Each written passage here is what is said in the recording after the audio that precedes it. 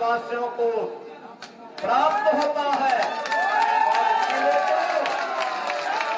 इसीलिए तो भारत की पौराणिक गाथा इस बात को कहती है कि दुर्लभम भारते जन्म मानुषम तत्र दुर्लभम, यानी भारत में जन्म लेना दुर्लभ है और उसमें भी मनुष्य के रूप में जन्म लेना, और मनुष्य के रूप में भी सनातन धर्मावलंबी बनकर के जन्म लेना और भी दुर्लभ है।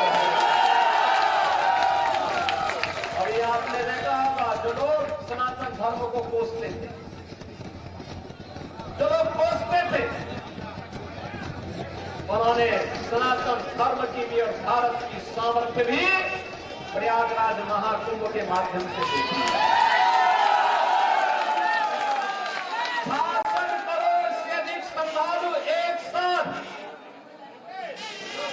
साथ एक घाट पर आकर के त्रिवेणी के महासंगम में आकर के महास्नान का पुण्य का भागीदार बना है।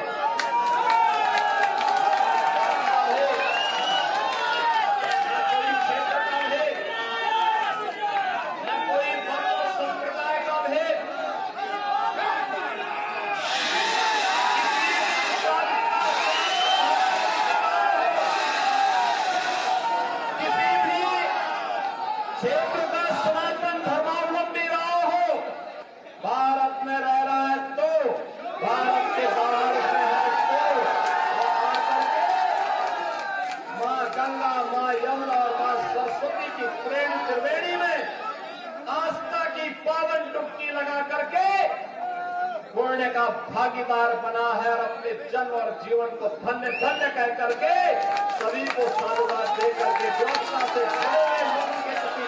साधुवाद दे करके फिर अपने गंतव्य की ओर प्रस्थान कर दिया। अद्भुत आयोजन था, अद्भुत आयोजन था। और बहनों और भाइयों, दुनिया विस्मयकारी भाव के साथ, दुनिया कौतूहल के निगाहों के साथ, दुनिया इसे इस अकाल्पनिक अविस्मरणीय और अद्भुत घटना को देख करके भौचक थी। लेकिन सनातन धर्म के अनुयायी उत्साह और उमंग के साथ तब भी थे जब प्रयागराज की धरती से एकता का संदेश गूंज रहा था, और उसी एकता के संदेश को लेकर के होली जैसे पावन पर्व को हमें आगे लेकर के चलना है।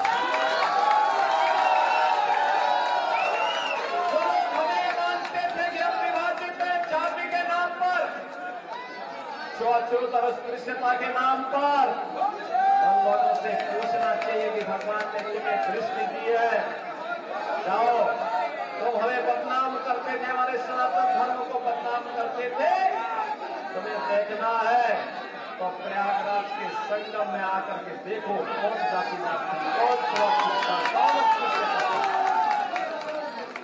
वहां तो राष्ट्राध्यक्ष हो या एक सामान्य गांव का निवासी, वहां पर कोई बड़ा सा बड़ा धर्माचार्य रहा हो या गांव में निवास करने वाला एक सामान्य योगी सन्यासी, इन सब ने एक ही संगम में जाकर के मां गंगा की प्रति कृतज्ञता ज्ञापित करते हुए आस्था की पावन डुबकी लगाई है।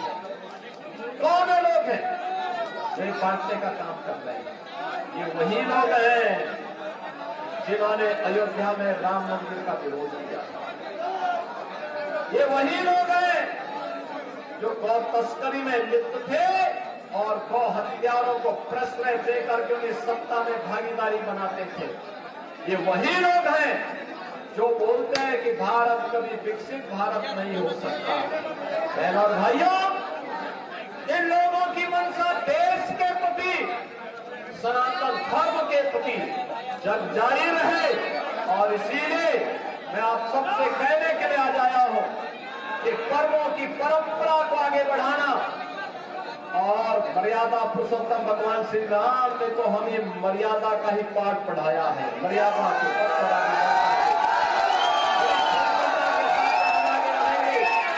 लक्ष्मण रेखा का उल्लंघन स्वयं नहीं करेंगे। प्रयागराज महाकुंभ ने संदेश दे दिया है, शासन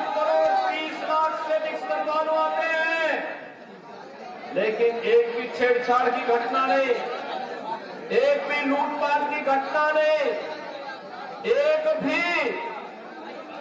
भी कोई ऐसी घटना नहीं जिसके कारण किसी भी सनातन धर्मावलंबी को सिर नीचे करना पड़े।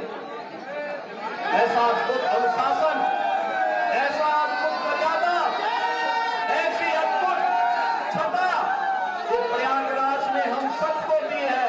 और आज इस अवसर पर जब होली जैसे इस पावन रंग भरे उत्साह और उमंग की होली के साथ जुड़ने का अवसर आज हमें प्राप्त हो रहा है। लगभग 100 वर्षों की इस परंपरा को एक और दुनिया के सबसे बड़े सांस्कृतिक संगठन राष्ट्रीय स्वयंसेवक संघ की शताब्दी महोत्सव का यह वर्ष है, और दूसरी ओर इस होलिका उत्सव समिति के भी कुछ ही वर्षों में शताब्दी महोत्सव का आयोजन होगा। जिस मर्यादा के साथ, जिस पवित्र भाव के साथ ये कार्यक्रम आगे बढ़े हैं, समाज को जोड़ने का होलिका उत्सव समिति का आयोजन भी विद्यार्थियों को श्रद्धांजलि देंगे। होली का दहन का कार्यक्रम करके साबित किया है, हजारों वर्षों की परंपरा के साथ जुड़ करके कि अगर हमारा कोई किन्हीं कारणों से कोई अहंकार आ गया, कोई छल और चपू का भाव हमारे मन में आ गया, हम उसे श्रद्धांजलि दे करके पूरी तरह उसको भस्म करने का काम करेंगे, जैसे होलिका दहन के कार्यक्रम के माध्यम से किया गया। बहनों और भाइयों, याद रखना, सनातन धर्म का एक ही उद्घोष है, और वो उद्घोष है यतो धर्मस्ततो जयः। क्या धर्म हो